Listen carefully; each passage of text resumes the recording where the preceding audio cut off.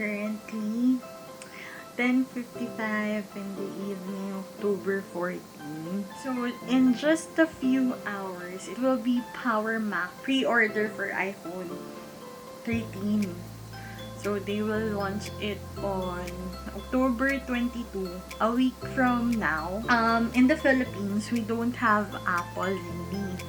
The only Apple store that we have is Power Mac. So, it is the authorized reseller of Apple products here in the Philippines.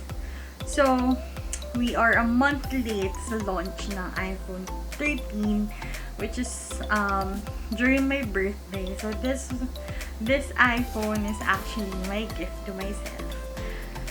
So, I'm filming now to show you the journey of pre-ordering here in the Philippines and during the pandemic. So, I signed up for the pre-order newsletters and updates through Power Mac's website.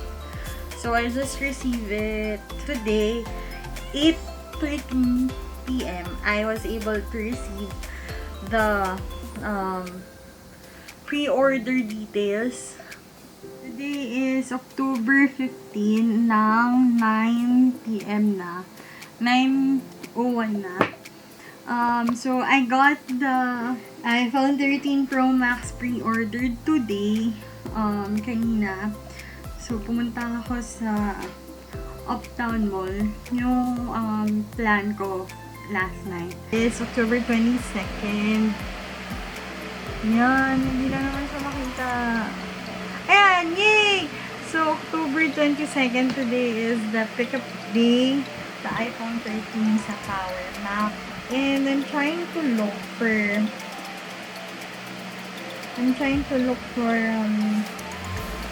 updates if like mahaba yung pila or not. Ayun, hindi na ako pumunta na ng maaga kasi secured na yung unit ko kasi nakapag-down na ako. All I need to do is pick it up before October 24 and pay it para makuha natin siya. And hindi na ako mag-aantay ng ganun katagal. Excited na ako. Ang aga ko nga nag-in sa work. And pa-out na ako kasi nag-offset ako. And this is my cookie bowl. Natagalan ako kasi, umikot-ikot pa ako doon. At saka ang dami kong tanong actually. Kaya natagalan din. Ang dami kong tanong sa Power Mac. Feeling ko, ako na yung pinakamatagal nilang na ka-deal. This is from the Loop Power Mac by Power Mac. Ayan. Bumili lang ako ng simpleng case. Kitang-kita nyo naman, sobrang cheap niya. Guys, ito na siya. Again, na-open ko na to. Ayan o. Wala na yung pull tab.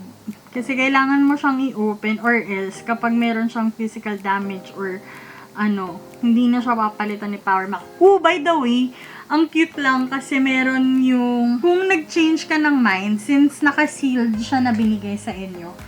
Tapos, di ba, kunwari gold yung binili mo, gusto mong mag Sierra Blue, pwede mong gawin yun, kaso kailangan mong magbayad ng 25%, which is, nung kinumpute ko, nasa 15,000 something. Products returned within acceptable parameters as stated in our return and exchange policy, but not in its original state or without its sealed packaging will be charged a 25% restocking fee. So, bago pina-open sa akin, pina-double check muna is ito, at saka yun nandito.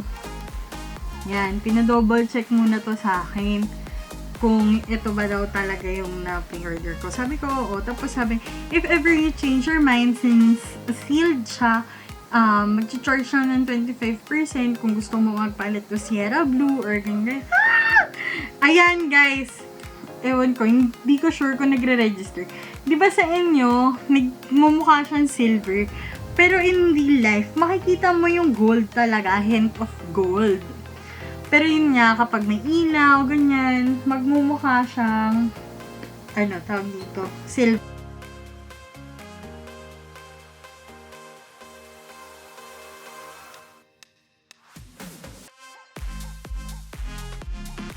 Matte yung matte yung likod. Mukha kasi siyang silver. Sa ano, hindi siya nagre-register. And, ang ganda ng camera, peeps. Hindi ko makikita mo. Pero sobrang ganda ng camera.